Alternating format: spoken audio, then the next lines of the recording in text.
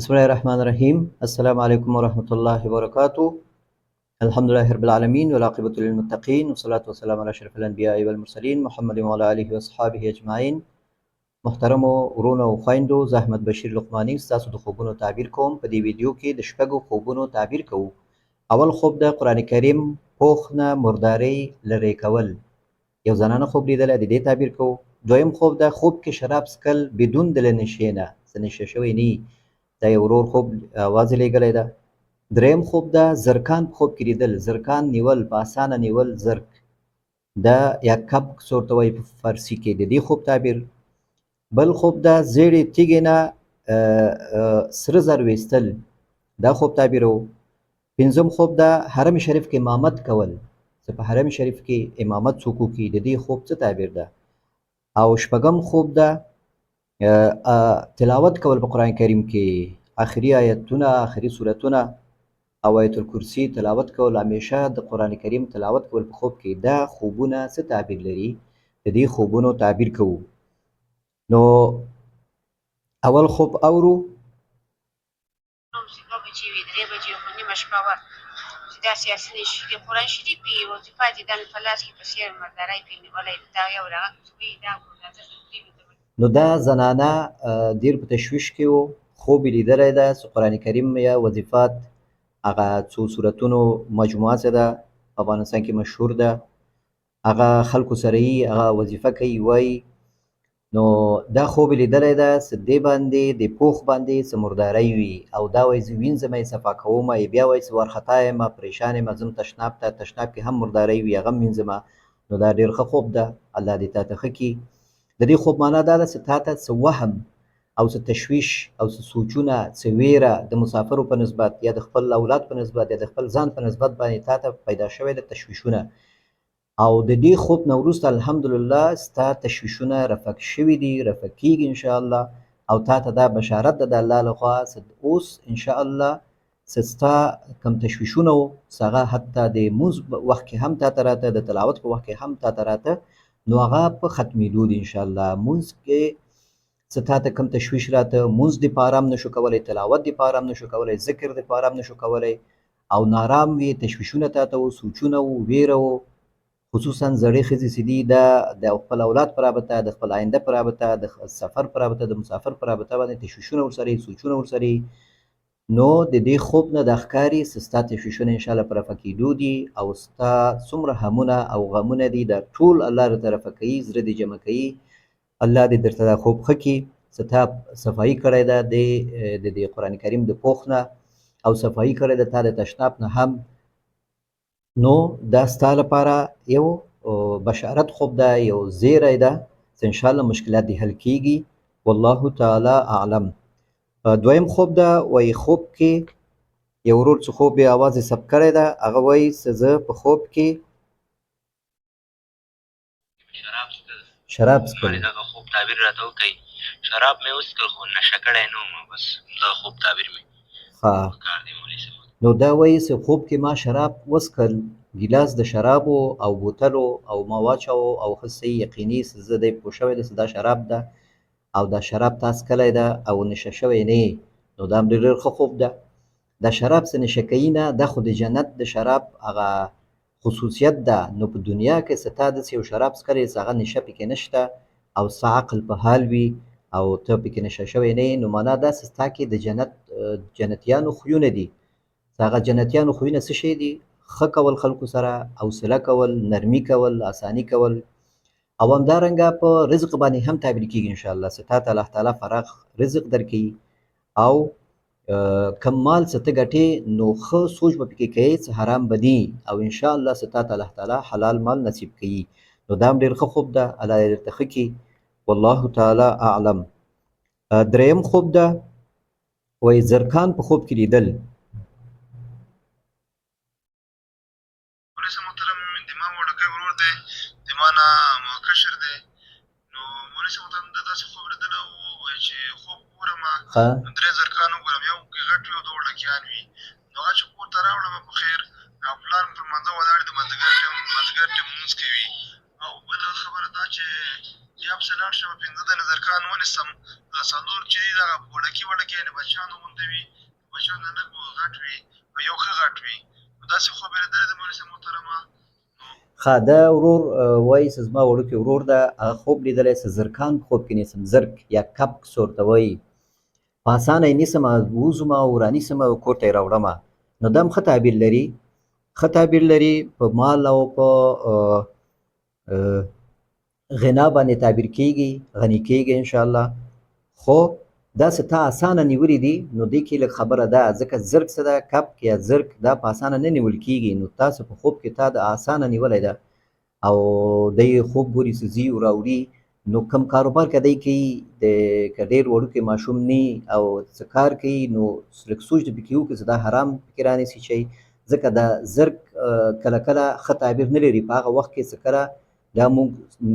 ساتلو لپاره رانیسو څاروي ساتو شوق یې کوو نو په دې صورت کې بیا دا زرک ښه تعبیر نه لري نو په حرام مال باندې هم تعبیر کیږي ښځو پسې تګ باندې هم تعبیر کیږي چې څوک د خلکو ښځو ته ګوري هغوی ته ورپسې کیږي نو دې باندې هم تعبیر کیږي نو که چېرته د ده د چا څه خوب کتلی ده نو عمر ډېر وړوکی نه وي او دی چې کور ته راوړي څه خبرې راوړي یا څه شی مال راوړي نو د دې لږه کې تحقیق وکړئ چې هغه صحیح وي څه مشکل پکې نه وي نو په هر صورت داسې د غوښې د زرک که تا د ماشوم نیولي او تاسو پلار دی یا په خوب کې دی وایي چې موږ داسې اراده لرو چې دا حلالوو دا غوښه خورو نو دا بیا هم ښه تعبیر لري او که د ساتلو لپاره یې نیولي نو بیا دا ښه تعبیر نه لري نو لږ احتیاط پکار ده څه پوښتنه ترې وکړي چې دا یې کار کوي چې مال راوړي کور ته نو دا له کومه یې کوي په څه طریقه یې لاسته راوړي یا چې وځي بیرون ګرځي نو دا یې څه کوي عمر یې څومره ده څه خبره پکې ده نو دغسې یو تعبیر ده الله دې وکړي چې ښه تعبیر ولري تاسو ته والله تعالی اعلم یو بل خوب ده یو ورور اواز یې لګلی ده وایي زه خوب ګورم چې زیړې تیږې هغه نه سره زر وباسم کې زیړه تیږې لیدل هغه ماتول د هغه نه سره زر پسته سره زر راوتل پیدا کول دا تعبیر یې څنګه ده نو خوب یې لیدلی ده چې زیړې تیږې لیدلي دي چې هغه نه سره زر راوباسي علما وایي چې دا کم سره زر او سپین زر دا شیان د معدن نه ویستل کېږي داسې خوب کتل کېږي نو دا بیا ښه تعبیر نه لري خصوصا سړي ته او که زنانه دا ګوري سره زر او سپین زر د هغه په شکل باندې د جواهرات یعنی کم زینت شیان چې په لاسو په غوږونو کې اچول کېږي نو هغه بیا ښه تعبیر لري په اولاد باندې تعبیر کېږي خو هغه چې د معدن نه ویستل کېږي د تیږو نه د خاورو نه نو دا بیا وایي ښه تعبیر نه لري دا په دې باندې تعبیر کېږي د دې ځکه دا سره زر څه ده دا رنګ یې هم زیړ ده او بیا نر ته بیا دا خم نه ده د دې استعمال نو داسې تا کتلي دي چې دا دې پیدا کړې ده او دا ته راوباسي نو دا لږه کې په هم او غم باندې تعبیر کېږي چې په کاروبار کې تا ته لږ سوچونه تشویشونه پیدا کېږي او دا تیږې دي تیږه هم په بیا ښه تعبیر نه لري په خوب کې خاوره ښه تعبیر لري تیږه ښه تعبیر نه لري ښه ده تیږه څه ده دا په زړه سختوالي باندې تعبیر کېږي نو دا دلته دا تیږې هم ښه تعبیر نه لري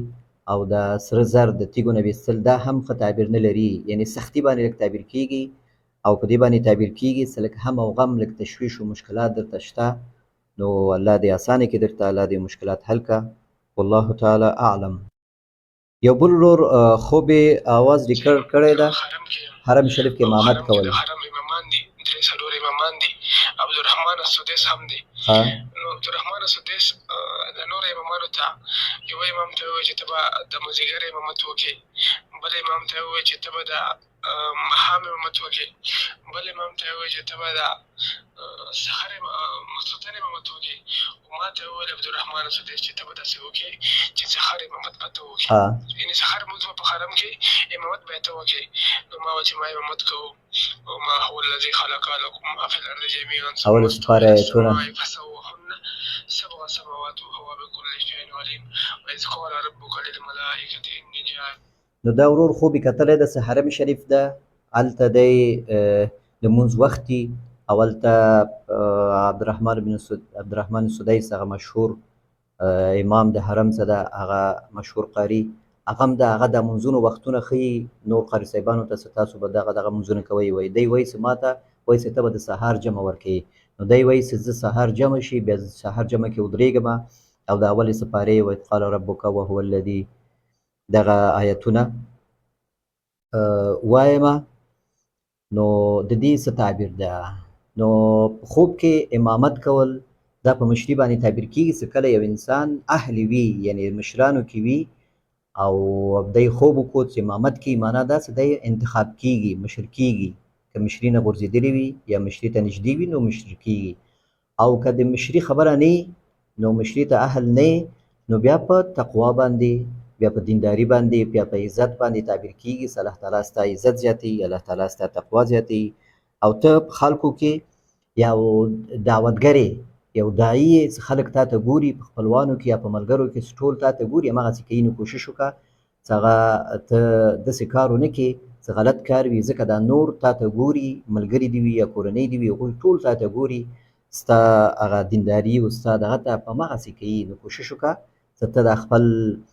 دینداري او د خپل دعوت د په داسې نیت وکړي چې خلکو ته خیر ورسیږي او داسې غلط کار درنه ونه شي او کوشش وکړي چې خلکو ته دې خیر ورسیږي والله تعالی اعلم نو دا خوبونه شو دوه خوبونه نور پاتې دي یو ورور چې هغه سورتونه یې ویلي دي آخري سورتونه آیت الکرسي دا سورتونه وایي په خوب کې تلاوت د قرآن کریم نو هغه انشاءالله نور خوبونو سره په بل ویډیو کې تعبیروو که تاسو هم چېرته خوب لیدلی وي نو خپل خوب دې تعبیر خواب لقماني فیسبوک پیج ده د مسنجر له لارې نه ماته لیږلی شئ او دا ویډیو لایک کړئ شیر یې کړئ ستاسو د لایک او د شیر په وجه باندې دا ویډیو یوټیوب 100 کسانو ته پیشنهاد کوي چې په دې سره که هغوی کوم چې اکثر خوبونه ګوري هغوی ته تشویش وي نو هغوی خپل خوبونه په دې کې ولټوي پیدا کړي یا خپل خوب ولیکي یا سوال یې حل شي نو تاسو ته انشاءالله په دې کې اجر ده السلام علیکم ورحمة الله وبرکاته